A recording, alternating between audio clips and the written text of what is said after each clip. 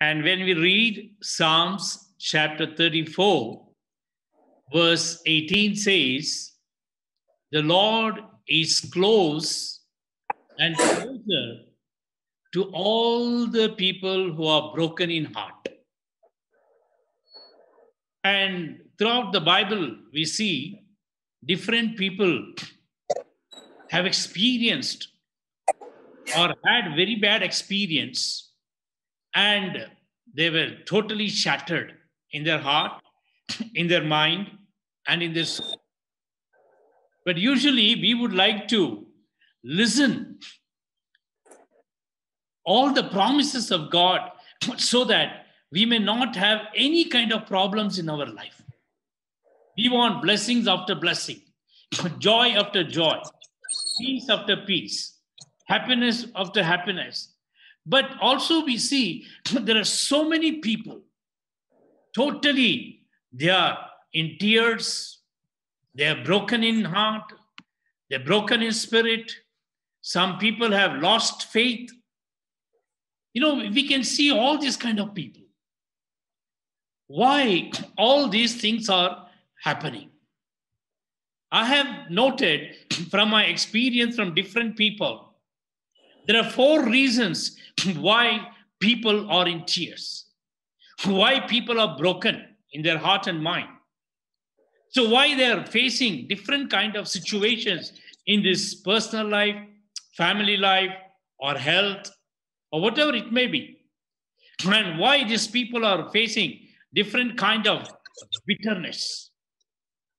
So, point 1, I have seen from the Bible, also in the world, people who are really walking with the Lord or having a God-fearing life, they also undergo various kind of sufferings. So they also undergo various kind of pain, unhappiness, brokenness, fear, anxiety, tension. But you know, all these things, God allows them to bless them more and more. For example, you take Moses, you take Elijah, you take Elisha, you take Jeremiah, you take even Mother Mary and apostles. You know, all of them, they had different type of, bitter experience and fear or anxiety or tension. But what is the end result of all those things? They were all blessed and blessed and blessed in double portion.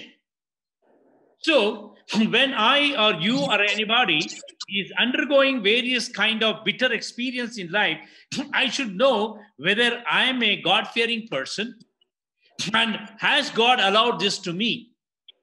And if God has allowed that to you, and that is for your blessing. That is for your purification. That's for the glory of God. And the second area, what I have found is this. As Jesus said, whatever you sow, you will reap. So many people expect good things in their life, but they sow bad things. For example, a person is a short-tempered person. A person is very angry or has got ego. Right? Does not forgive anybody. And he uses all kind of bad words or tell lies. And whatever he sows, he will reap. Imagine if the short-tempered person, who will talk to that man with love and affection? People also will react the same way.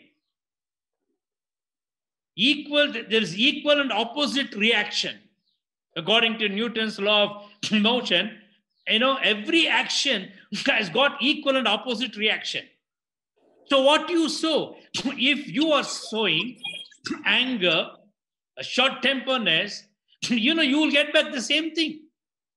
Or if you have a very loving nature, kind nature, humility, love and affection, people also will react to you in the same way. So what you sow, and you will reap the same thing. So before you examine yourself, whether you are undergoing bitter experience with your husband or your wife, your parents, your children, or your mother-in-law, father-in-law, neighbor, or maybe in the work spot or in the prayer group, wherever it may be. You may be really broken in heart. But what have I sown? Am I sowing the right thing, what God wants? Am I sowing the fruits of the Holy Spirit? What we find in Galatians chapter 5, verse 22. So, if we are sowing the right thing, what Jesus has taught us, we will also reap. We will also receive same joy, peace, happiness, goodness, kindness, all these things from others. So it depends upon what you sow and you reap. And the third area what I have found is that many people have got different kind of bad habits. Bad habits is not from God. Bible says God created Adam and Eve in his own image. Genesis chapter 1 verse 27. So what is the image of God? Does God look like an Indian or European, African, American, a Chinese or Russian? No. The image of God is absolute holy. There is no sin in him, no wickedness in him, no bad habits in him, no lies and bad words in him. That's the image of God. He is holy, holy, holy. And all these bad habits has come to many people's life because they are not walking with the Lord. Look at the life history of Jesus. Did Jesus have any kind of bad habits? Did Mother Mary have any kind of bad habits? Did Joseph had any kind of bad habits? You see, some of the saints who walked with the Lord, and they never had any kind of bad habits. So bad habits, when I say, it could be smoking or drinks or drugs, or watching adult things or late night movies, or, cheating and looting, hurting somebody, taking bribe, whatever it could be. It depends upon where you work, where you live. In that area, all kind of wrong things are there. So when we have these kind of bad habits in our life, I tell you, and we have to pay a price, and that leads us to bitterness. For example, a young man in Singapore, and he's a chain smoker, and also he take liquor and drugs. When I was in Singapore for preaching, and this young man came and asked me, I have a question for you. What's that? And he told me that I smoke, drink, and have all these things, habits. But my parish priest says, my parents says, even my bishop says, don't do that. That is wrong. That is wrong. That is wrong. But I have asked one question to the priest, my parents, and everybody. Where in the Bible it is written, you should not smoke? It's a nice question. Where in the Bible is written, you should not smoke? For a couple of seconds, I myself could not answer. Because nowhere in the Bible it is written that you should not smoke. So I told that young man, which is the cigarette that you smoke? And he gave me a cigarette packet, and I looked at it, and I showed it to him. Please read what is written there. And he read it. Smoking causes cancer. And also there was a picture how cancer looks, the tumor looks. And I told that young man, why do you want to search for a Bible quotation in the Bible? And look at the quotation, what is written on the cigarette packet, the one you smoke. And the manufacturer are saying, do not smoke, you will get cancer, you may die. Oh, that boy really thought about that. So Bible says your body is the temple of God and the Holy Spirit must dwell in you. 1 Corinthians 3:16. So that itself takes away all kind of bad habits. So your body, your heart, your mind is a temple where the Holy Spirit dwells. So when the Holy Spirit dwells, when Jesus dwells, when triune God dwells, and there is no bad habit. Because God does not have any kind of bad habit. So if the Holy Spirit dwells, certainly none of the bad habits of this world can come into you or you can entertain. But some people say, oh, we are in the 21st century. We can have everything in limit. What is this in limit? Oh, you can smoke. You can have, just about few cigarettes a day. Or you can drink little. Oh, you do that. You do this. Whatever you want, do it there should be a limit for that. So will the police department and the court says, oh, you can kill, but there should be a limitation in killing. Can the court say that? No. Can the court and the police can say, oh, you are a criminal, you are a robber, you can rob, but there should be a limitation. Suppose the people who are disobeying traffic rules, and can the police say, okay, you can disobey traffic rule, but there should be a limitation. My dear brothers and sisters, this is what the world talks about. There should be limitation. But when I or you or anybody has bad habits, and that will lead into various kind of sorrow, brokenness, unhappiness, sickness. And when this young man, when I showed that, oh, he was so much touched, you believe it or not, on the spot, he crushed all the cigarettes. He said, I never got an answer, but today I got an answer. And the Lord touched him. And he gave up his bad habits. So on the fourth one, what I have seen, why people are in bitterness, broken in heart, facing different kind of problem, is the wrong decisions in their life. Wrong decision. If you are a man of God, a woman of God, all your decisions will be according to the plan of God. And if you are not a man or woman of God, then our plan will be according to the plan of the devil, according to the plan of the world. So many people take wrong decisions in life. Many people. It could be in their marriage, or it could be in their job, or it could be traveling abroad, or many things. Wrong decisions. And we see in the television and news how many people murder. And they take wrong decision and murder. They think they'll never be caught, and they will be caught. And they are in the jail. So wrong decision. Whatever the world says, whatever the television says, whatever the media says, we get all those ideas. We don't get idea from the Lord because we don't read Bible. We don't listen to the word of God. So when when anybody takes wrong decision, oh, life is miserable. It is miserable. Relationship, any kind of relationship.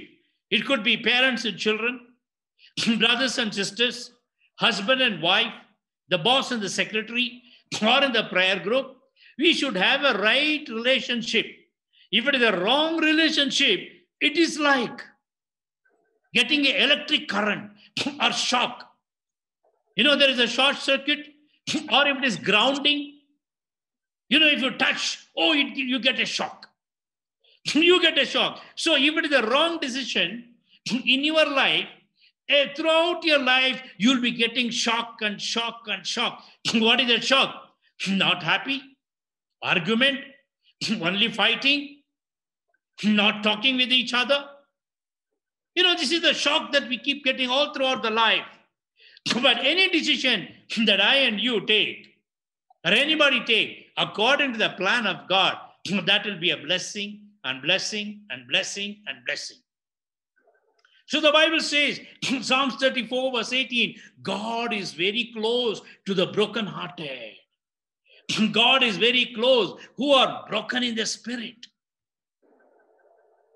These people, whoever is broken, and the only solution that they have is come closer to God with all repentance. There is no any other solution. Come closer to God with repentance and prayer and confession. Then the Lord can offer you some solution. You cannot have your own solution. The world can offer. The government can offer. The internet, social media can offer. They are not a solution from God. They're all ordinary solutions. For example, there's a problem between husband and wife.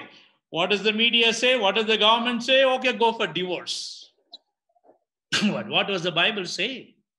Pray for your husband, pray for your wife, and God will purify them. 1 Corinthians 7:14 says, we need to pray for each other. So, my dear brothers and sisters, I have come across so many couples, they were on the verge of divorce. So many. And they were in the court. And they came to me, just one counseling. Oh, the Lord destroyed the ideas, the devil's ideas in their mind. And they never went for divorce. They are living happily today. So the world can offer different kind of decision, but God's decision is the best decision. So we need to come closer to the Lord. That is why the Bible says God is closer to the brokenhearted.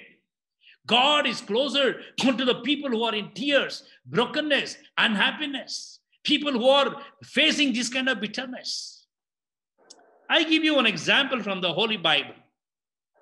You know about that. The people of Israel, they were, bonded laborers in Egypt. Several years they were bonded laborers. Oh, they cried and they cried and they cried. Lord, how long we are going to pray? How long we are going to suffer? You know what the Bible says? They prayed and prayed and prayed. All the tears went to the Lord. Our presence of the Lord. Exodus chapter 3, verse 7, 8, and 9. If you could read, there the Bible says, the tears, the prayer of the people went to the presence of the Lord. Yes, my dear brothers and sisters, when you pray, when you repent, when you confess, maybe on behalf of your husband, behalf of your wife, behalf of your children, behalf of the whole country, whatever it may be, when we pray, our brokenness, our tears, our unhappiness goes to the presence of the Lord. And what happened? God appointed Moses. God appointed Moses as the leader to set the people of Israel free from Egypt, from the bondage of Pharaoh. I'm not going to talk all those things, but you read the book of Exodus. I love that book of Exodus. You know why? In the book of Exodus, you will see the manpower, that is Pharaoh's power, his money power, and all kind of his army, muscle power. Then we see the power of the devil. Then we see the power of God. And here what happens, when God's power was manifested, the devil's power was destroyed. And even the muscle power also got destroyed. So, my dear brothers and sisters, hold on to God's power. Hold on to the Lord's power. That's a beautiful book you can read. Whenever you're free, please read that book of Exodus. And here what happens, now Moses, under the leadership of Moses, all the people, they come out. How many people were there? The Bible says 6 lakh men. Men means above 30 years, according to Jewish law. So, and they were all married. Men means about 30 years they are married. So that means take about 6 lakhs wives. Now 12 lakh people. And in those days, smallest family means 1 dozen children. So think at least 10 children for a couple. Now how many? 60 lakhs children and husband, wife, 72, or it could be more. And Moses is leading them out of Egypt to the promised land. Now when they came out of promised land, or they came out of Egypt, going to promised land, all the people would have thought, oh my God, our problem is over. Oh, our bondage is over. Our slavery is over. Now we are all free birds. We have no problem. Maybe they were rejoicing. As they came, there was the Red Sea. And there was no boat, no ship, nothing. And now they are not able to cross the Red Sea. And at the back, the Pharaoh sent his army. Oh, they're going toward the Red Sea. That means they will not come back. Go and arrest them and come. Now, huge army is coming, chasing the people of Israel. And the front, there is Red Sea. And these people are caught between this. Caught between Red Sea and the army, the Pharaoh's army. My dear brothers and sisters, again, what a tension, what an anxiety, what a fear. How the situation, you just imagine in your own life, when you have problem with your husband, with your wife, with your children, with finance, with your health, or with your job. 2-3 areas, the problems are coming. How do you handle? What a tension, the fear, anxiety. The same thing they were facing now. Now what happened? They were all in fear. And finally, they were maybe crying, murmuring against Moses, murmuring against God. But Moses prayed. This is very important. When you are in tension, anxiety or crisis or bitterness, we forget to pray because our problem will be greater than our faith. To some people, faith and prayer will be greater than the problem. And Moses prays, and then God says, don't worry, stretch your hand. And when his hand was stretched, you read in the book of Exodus chapter 14. I'm not going to explain everything. The moment he stretched his hand, what happened? A powerful wind started blowing and the Red Sea was parted. Never in the history of the world this has happened. Never in the history of the world.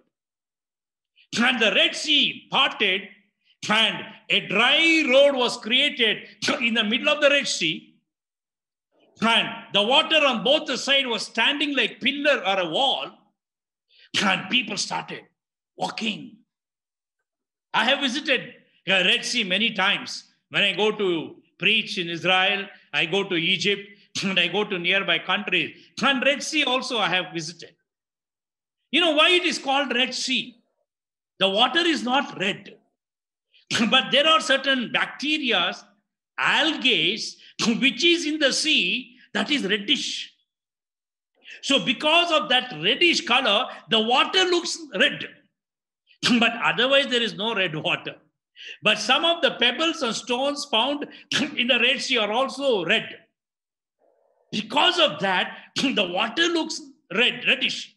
So water is not red because of the algae, because of certain bacteria, because of the color, the red water looks like red.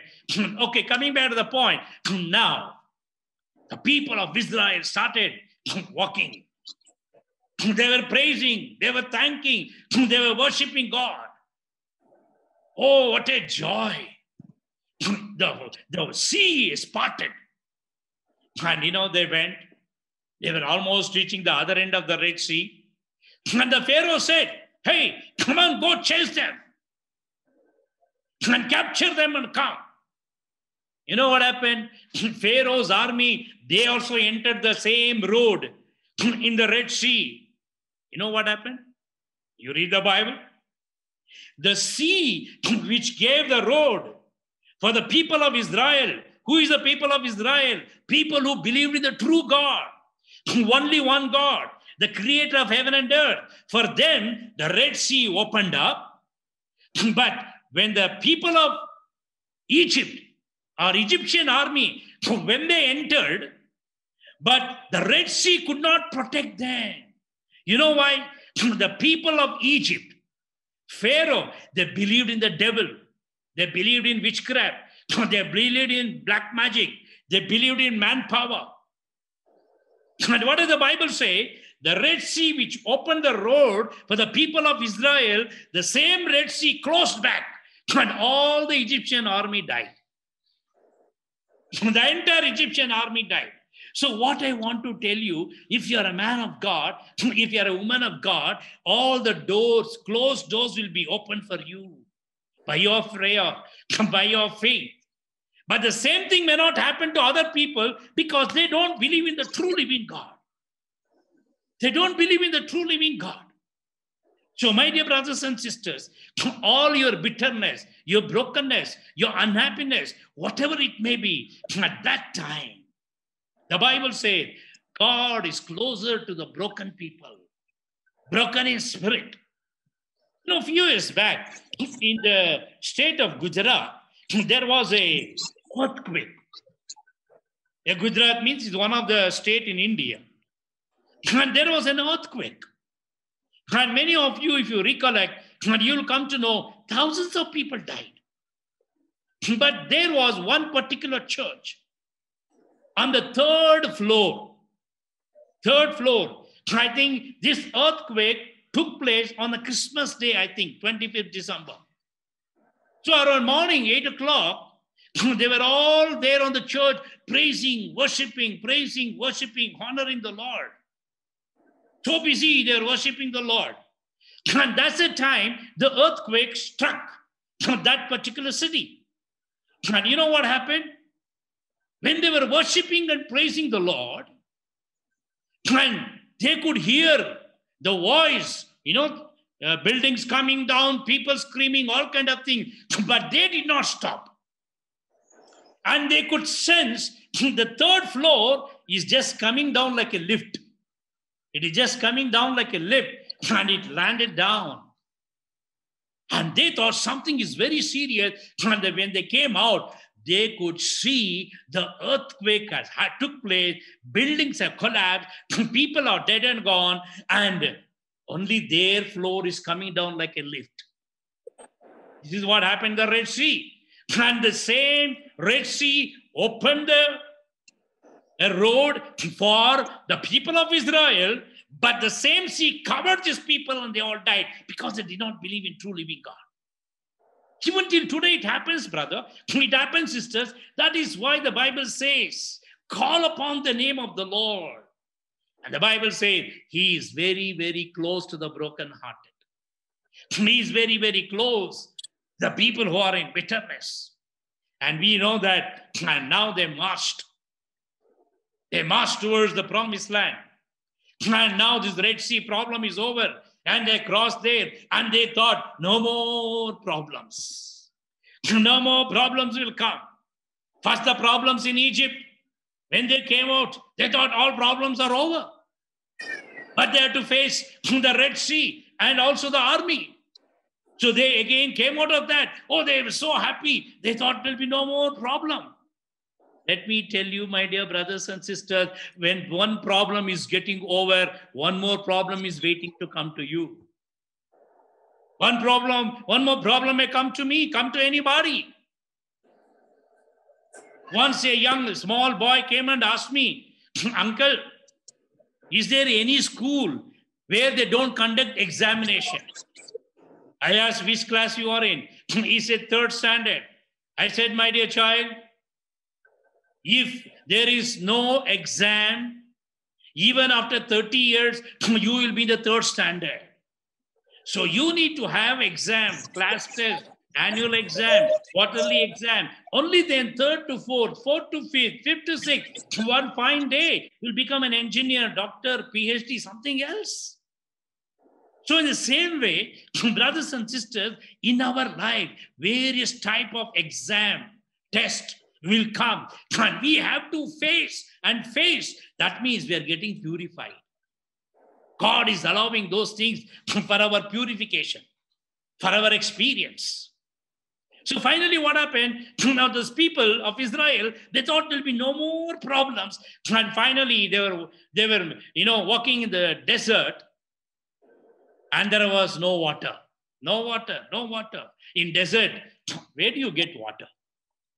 I do not know how many of you had a long drive in the desert. Couple of deserts I have gone for a long drive. Like in Gulf especially. Like in Dubai, in Kuwait and many other countries. And even some other countries. Arizona in America, that's also a desert place. Nevada in America, that's also a place of desert. I've gone, for a long drives there. But what I want to say, you don't get water so easily in a desert. Now, all these people, they were asking Moses, hey, water, no water, no water. People are thirsty. I'm sure if we are thirsty, we need water immediately.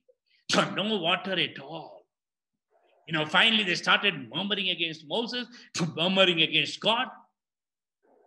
And finally, what happened? They found a small pond.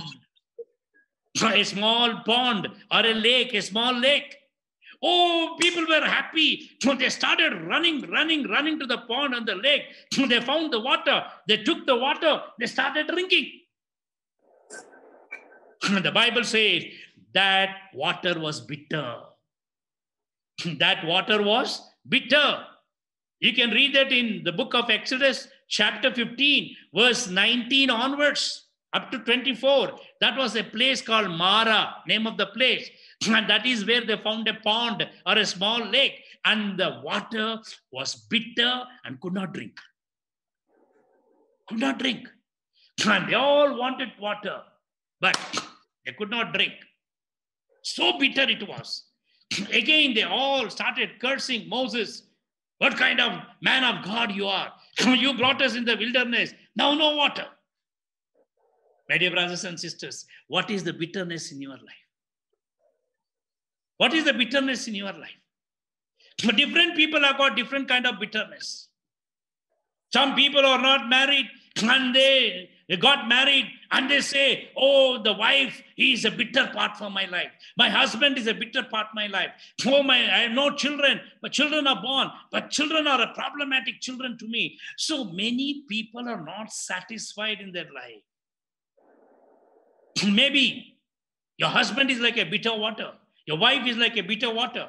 Your children are like a bitter water. Maybe you built a house. No blessing in that. The house itself is like a bitter water. And your own life, your job, whatever it may be, what is the bitterness? Where do you find? And these people found this lake or pond in Mara.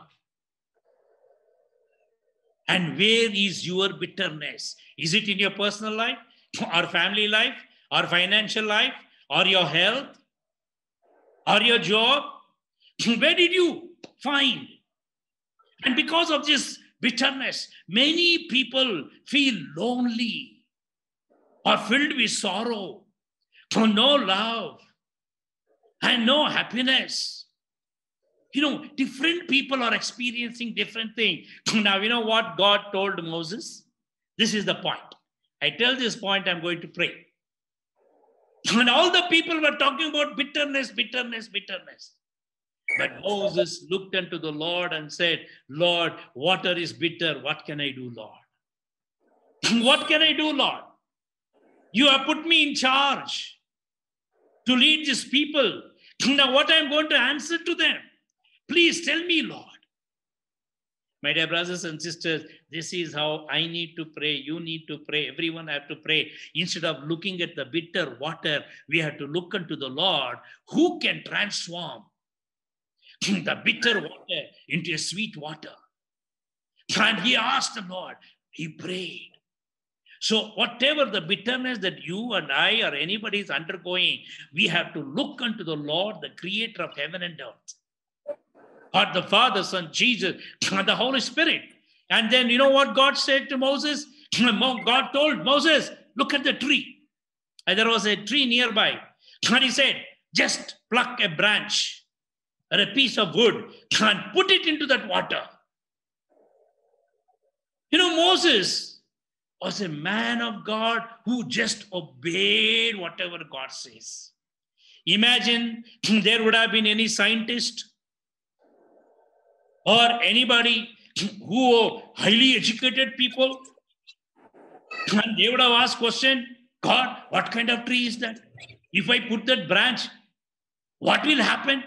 How can bitterness will go away? 1,001 question. But Moses was a man, never asked question, just obeyed God. So my dear brothers and sisters, we should never ask question. Never doubt God. Never doubt the Bible. And he took the piece of wood and he threw it into the lake. Immediately all bitterness disappeared. And water became so sweet. Everybody drank and everybody enjoyed. So, what was the power in that small branch, a small piece of wood? That branch, that piece of wood has no any power. But when Moses obeyed, the power of God came into the water and took away the bitterness. So, my dear brothers and sisters, just to obey the word of God. Just believe in the word of God. Anytime you're in trouble, come to the Lord. And now what is that piece of wood that was thrown into the water? That is nothing but the cross. The cross of Jesus Christ. So bring Jesus into your bitter life. Bring Jesus into your bitter married life. Bring Jesus into bitter personal life. Bring Jesus into bitter business life, financial life. Bring Jesus. Moses simply bought that piece of wood and put it, and you bring Jesus, the cross, into your heart, into your mind, and tell, Lord, have mercy on me. Psalms 34:18 says, God is close to the brokenhearted. It's my dear brothers and sisters, don't concentrate on your bitter life. Don't concentrate on your inner wounds. Don't concentrate on brokenness. Concentrate on God, the Father, Son, Jesus, and the Holy Spirit, who can transform your bitterness into sweet memory. Can we close our eyes and ask the Lord? You also commit yourself to the Lord. Even if somebody in your house who is facing bitterness, you pray on behalf of them. The Lord will transform them. Shall we close our eyes and pray for them? And pray for you, and pray for your family.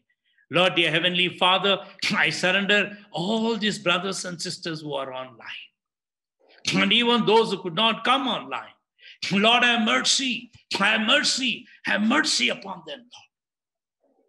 Heavenly Father, Lord Jesus, millions of people who are facing bitterness in their life. And they don't know the way of deliverance. They don't know how to come out of it. But Lord, you are the only God who can perform mighty miracles. You are the only God who can give the right wisdom and knowledge. Right now, everyone who is suffering or having inner wounds, who are facing bitterness in their life, any areas of their life, please, Lord, touch them. Just like you asked Moses to throw a piece of wood or the branch from the tree and the water became bitter. Right now, Lord, I pray, give them wisdom, give them knowledge that what they have to do so that the bitterness may be gone from their life, their personal life, family life, business life. Lord, please help them, Lord. Perform a miracle now. Perform a miracle now. As the people of Israel drank the water and they were so satisfied and happy, and they continued their journey in the same way, perform a miracle to everyone now, that they may be satisfied, they may be happy, and they may continue their life's journey. Not only I pray for these people, all the people in this world, all the people in this world, everyone who are facing bitterness in their life, please perform a miracle, Lord. Glorify your holy name, Lord. Make them happy, Lord. Let them continue their life journey with you, Lord. In Jesus' name we pray, Heavenly Father, amen and amen.